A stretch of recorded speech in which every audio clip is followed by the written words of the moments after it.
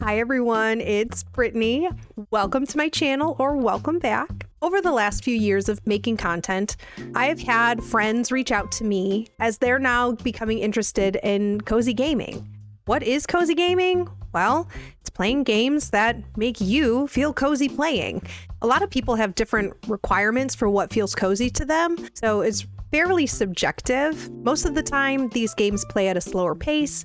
They tend to be more farm simulators or life simulators, decorating simulators, things that just make you want to slow down. I recently had someone reach out to me and say, Brittany, I really want to get into gaming, but I'm not quite sure if I should pick a Switch 1 or Switch 2.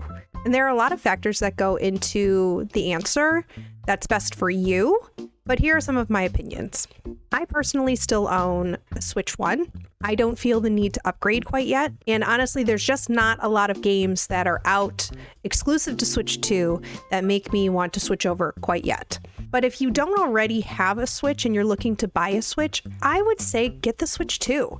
You have access to the entire Switch 1 catalog, but in the long run, they are going to stop producing games for the Switch 1. So getting the Switch 2 when you don't have one in the first place would probably be a better option. All right, you bought your Switch 1, you bought your Switch 2, whichever one you picked. So what's the next step? While it's not on the list of things that I would recommend doing right now, I would definitely recommend getting a micro SD card for your Nintendo Switch. If you get a Nintendo Switch 2, please make sure that it is the micro SD Express card or will not be compatible with your Switch 2. Nintendo Switch cartridges don't work exactly like previous cartridge systems for the Nintendos.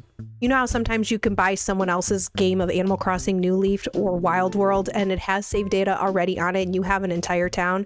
Yeah, that's not how the Nintendo Switch works. The cartridges have some of the function features to load it onto the Switch, but all of your progress and save data goes directly on your Switch. So having the extra storage space and not worrying about running out is always a nice feature. Buying a new console itself is a lot of money, and I don't expect everyone to go out and buy a bunch of games.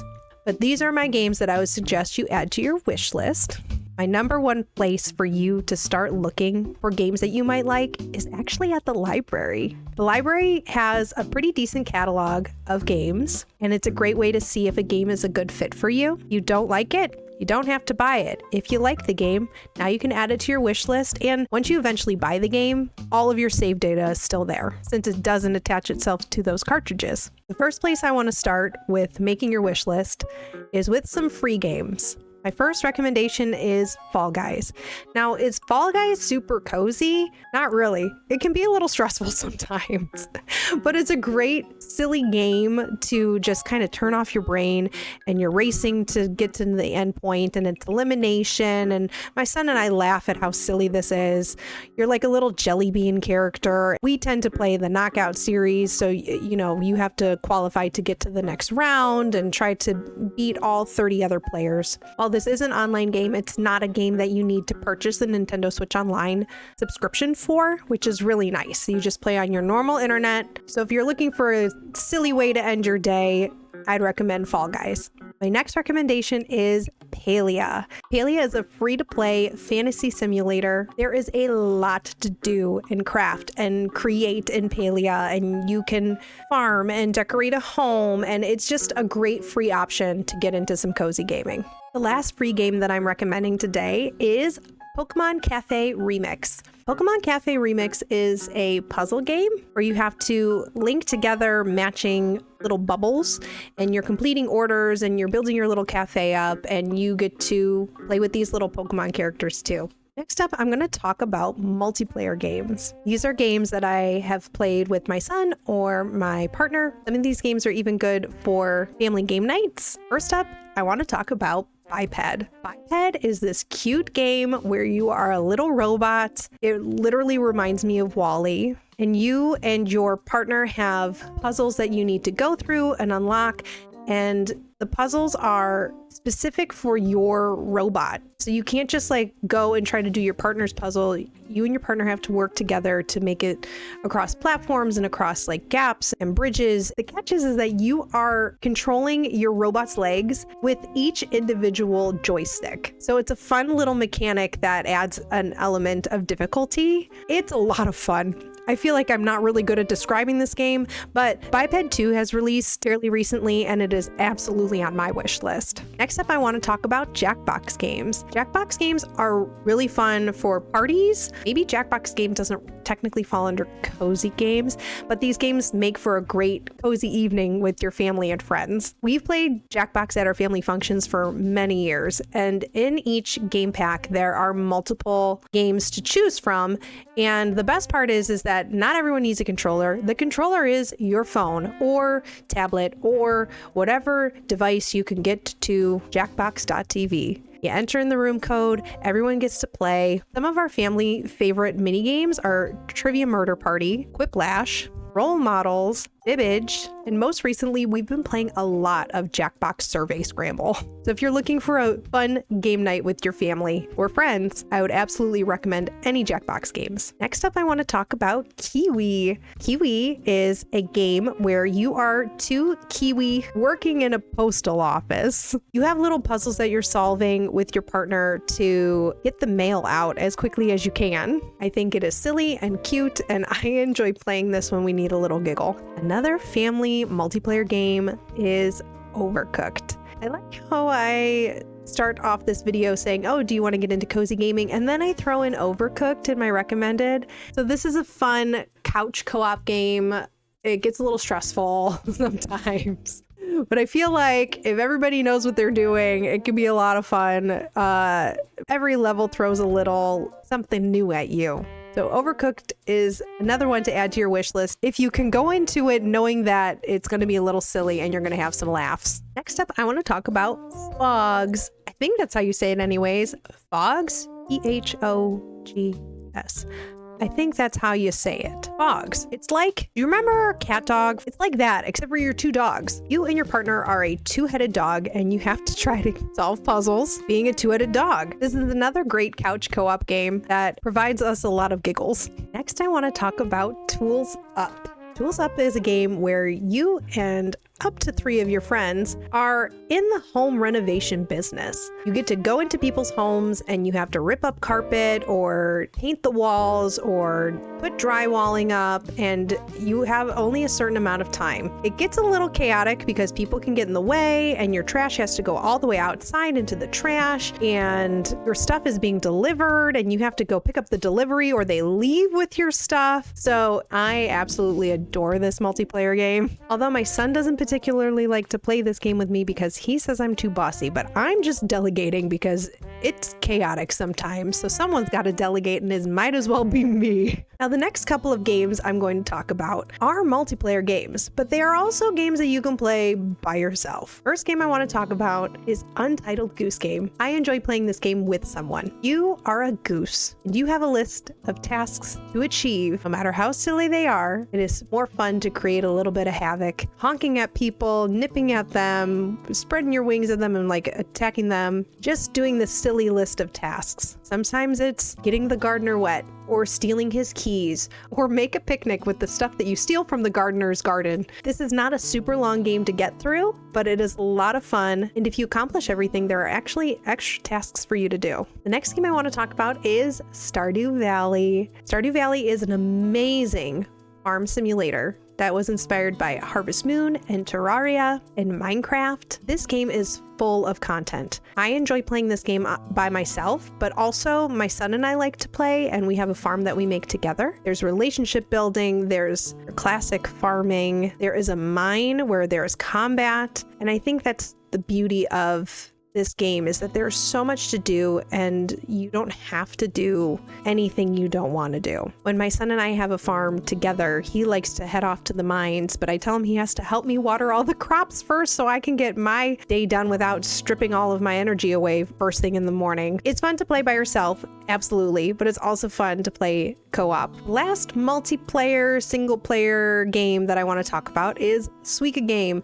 I love Suika Game for its very reasonable reasonable price. What do you do in Suika Game? You drop fruit. You have small fruit that you have to merge with other small fruit of the same kind to make larger fruits, and the end goal is to make a watermelon. This game is a lot of fun to play by yourself and with others. We have a lot of fun trying to see who can get closer to the watermelon. Recently, they came out with Suika Game Planet, which is the same fruit merging idea, but instead of doing the traditional drop down to merge the fruit, you're actually in a circle and you go around. So if you're looking for a chill way to end your day, Suika Game or Suika Game Planet are great options. Now I'm going to get into the single player games. I feel like there's a lot of different styles of games, but they're all fairly laid back. First up, Animal Crossing New Horizons. How can you talk about cozy gaming in 2026 without talking about Animal Crossing New Horizons? It's the game that inspired me to start making any sort of gaming content. Animal Crossing New Horizons came out in 2020 at the very beginning of the COVID lockdown and made cozy gaming take off by storm. For myself, I ended up buying this game because it was a way to connect with people. The biggest question I get all the time is, what do you do in Animal Crossing? Well, everyone kind of plays a little different nowadays compared to older Animal Crossing games that were on previous platforms and consoles. But at its core, it's a life simulation game. You fly to a deserted island, and it is your goal to build up this island to make it more inhabitable. You start off with a couple of villagers, and you want to become friends with your villagers on your island. And for myself, the ultimate goal is to be such good friends that your villagers gift you a villager photo. You also have a museum that you get to fill with fossils and bugs and fish that you catch. It's really fun to see your museum build up with all of the bugs, fish, fossils, and even artwork that you get to put in there. It becomes a full-fledged museum. The thing that Animal Crossing New Horizons does differently than any previous installment is that you get to decorate outside. Not only do you get to decorate your home, but you get to decorate the whole landscape. Eventually, you can even change the land or the water. One of the most common questions I get asked is, what do you do? Sure, I catch bugs, I catch fish, I gave my villager clothes, I put down some flowers, I built some fences. Now what? I think that's why people like it. It's endless. It's a sandbox. You can play with your friends. You don't have to play with your friends. You just make this little town into yours. I think it's a great way to connect with people. I think it's a great way to slow down. You play in real time, so you don't feel rushed to do anything. It is just a place to create. There really are no rules. So this is always a game that I do recommend to starter cozy gamers, especially if you do like decorating and design on top of other life sim elements. The next game I want to talk about is Bugsnax. Bugsnax is this cute little first-person game where you have to help this town and you have to catch these little bug snacks, and they have such silly little names, and it's a cute little story. It's not a very long game, but if you like first-person games, this is a great one to start with. Next up is Cozy Grove. Cozy Grove is a game that I find myself going back to often. Unlike Animal Crossing New Horizons, Cozy Grove is a game that plays in real time, but if you leave, the game does not continue on without you. When you log on, every day is just a subsequent day from the last time that you played. In this game, you can also catch bugs and fish and harvest fruit from the trees and the bushes and the flowers. But your main goal is to help these ghosts and their bears, and they've lost their memories and they need you to find hidden objects around the island to help them remember. Along the way, you have heart-touching dialogue and build these beautiful friendships with these ghost bears. I definitely recommend Cozy Grove if you like something that plays in real time, but at the same time, you kind of need a little bit more guidance and a little bit more fetch questing. Every day, there's only a set amount of tasks that you can do, and so you don't feel like you're wasting the whole day away. Next is Disney Dreamlight Valley.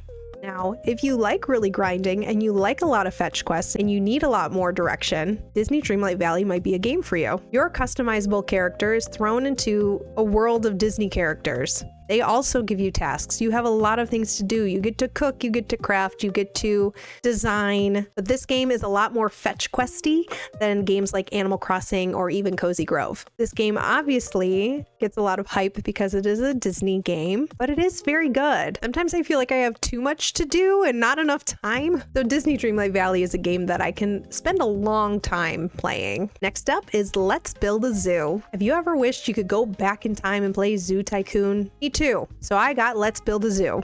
Let's Build a Zoo is a zoo management game, if you couldn't guess. And you are trying to make your animals happy and your park goers happy. This is a great way to spend hours and hours of time. You're trying to make your buses efficient. You're trying to make your animals happy. You are trying to make new animal breeds. You're trying to keep your animals from overpopulating. There are so many different things to manage, and I have a lot of fun trying to manage it all. But this reminds me of a pixelated zoo tycoon. Next up is Lottleknot. Lottleknot is a game that you're a scuba diver who's trying to clean up coral reefs, and along the way you find these little axolotls to take back to your base and take care of. It's really cute and it kind of reminds me of a power wash simulator because you're trying to clean up like oil spills and like cleaning up the coral reef, and you're also taking care of these cute little axolotls. It's a really cute game if you're looking for something different that's not a farm simulator, but I really enjoy this game. Next is Mail Time. Mail Time is a game made by another indie developer, and I absolutely love this game. It's not very long, it's very short and sweet and to the point, but you are the newest member of the local postal service, and so it's your job to deliver letters to all of the locals. In delivering these letters, you unfold this story, and while you're unfolding everyone's stories, you're just trying to deliver this letter to Greg. Who's Greg? Where is he? Where does he live? Eventually you find out. It's fun to customize your character and collect the badges and the friendships along the way. Next up is Minami Lane. This is a game that is a management game, but you're managing a street and you get to pick the different types of shops that go on the street, and you have to try to make everyone on the street relatively happy. You get to set the prices, what goes in the shops every day. Even if you build a ramen shop, you get to pick how much egg is in there versus noodle versus meat versus whatever. And once the day goes on, you have to find the hidden tanuki in the game. You get to pet cats. You get to clean up garbage. It's a fun management kind of game. This game is also not super expensive, so that's a great one to add to your list. This next game series is a series that is near and dear to my heart. I absolutely recommend playing Once Upon a Katamari. This game is a silly little game where you get to roll up a mess on a sticky ball, and eventually you can roll up people or pets or buildings. Describing this game is really funny. With every level, you are given an objective. So sometimes you have to roll up a certain amount of drinks. Sometimes you have to roll up flowers. Sometimes you just have to get large enough to roll up a specific item. Sometimes, instead of a Katamari ball, you roll up a person because they're a sumo wrestler and they need to eat more food, so you need to roll them into more food. This game is silly, and while this particular game is brand new to the series, it definitely has all of the elements that made me fall in love with this series. The game that did make me fall in love with this series also launched on the Nintendo Switch, and that is We Love Katamari Reroll and Royal Revere. While I originally played it on the PlayStation 2 when I was a teenager, the re-release on the Nintendo Switch just had me fall in love with it all over again. So either of these two Katamari games, they are my favorite. They are silly. They are a great way to turn off your brain. Also, did I mention that your dad is the king of all cosmos and he's the one who tends to make a mess and you have to clean up after him? Another favorite game of mine is Ooblets. To me, this game is classic farming sim meets creature collection. Ooblets is a really cute game where you move to this town and you're gifted a house by the town's mayor, and everyone here seems to have these little creatures called ooblets. And while the mayor gives you one, how do you get more? You have to catch them, but you're not really catching them because you're actually having dance battles with them. When you have dance battles with these ooblets, it's a card-based, turn-based game where you have to try to, at the end, get more points than your opposing ooblet. And at the end, if you win the dance battle, then the ooblet that you were battling will poop out a seed. And then you take that seed and you plant it at your farm so you get one of those ooblets for yourself. Not only are we just catching them all like Pokemon, but there are also different variations of them. There are common, uncommon, and my favorite, gleamies. They are sparkly and shiny and shimmery. Not only does this game look cute, but also they have the silliest names and the silliest sounds. Like Sometimes the sound is you have ooblets called fleebles and hermbles and dumburbs. And my absolute favorite is a bibbin. They're so silly. It's just a very silly game. And this is the game I always go back to. Next up is Pokemon. Now, I grew up with Pokemon Yellow, so the first game that I'm going to recommend is Let's Go Eevee or Let's Go Pikachu. I personally have Let's Go Pikachu at home. It was my son's first game he bought for his Switch, and I didn't realize it when we bought it that it's exactly like Pokemon Yellow. We actually were using my childhood Pokemon Yellow walkthrough guide to help get through this. It's a great way to get back into the Pokemon series if you haven't played since the 90s or in a long time. With that, I also really enjoyed playing Pokemon Violet. The only thing about Pokemon Violet, it can be a little glitchy on the Nintendo Switch 1. So if you can kind of get past that, I really did enjoy these games. One of the more laid back Pokemon games is the new Pokemon Snap. I loved Pokemon Snap for the Nintendo 64. So when I heard they were coming out with one for the Switch, it is such a beautiful game. It is so laid back. There's something new to see like all the time. The ranking system is a lot more complex than the Nintendo 64 ranking system, but the more that you unlock, the more you get to see. It's actually pretty cool. So if you liked the Nintendo 64 Pokemon Snap, I think you will also like the new Pokemon Snap. A little puzzle game for your recommendations is Railbound. Railbound is a pretty simple concept. You have train cars that you're trying to attach to your train, and you have to figure out the best way to place railroad tracks to attach these cars to your train. It's a very fun puzzle game. There have been times where I get stuck on a level and I need to walk away from it because I'm like, I've done everything possible. How can I not get this level completed? How can I not get these train cars attached? And then you come back and you're like, oh, I didn't think of that at all. It's definitely very relaxing and satisfying to play through. Next game series I would recommend is the Story of Seasons games. On the Nintendo Switch, there are a few Story of Seasons games that you can get.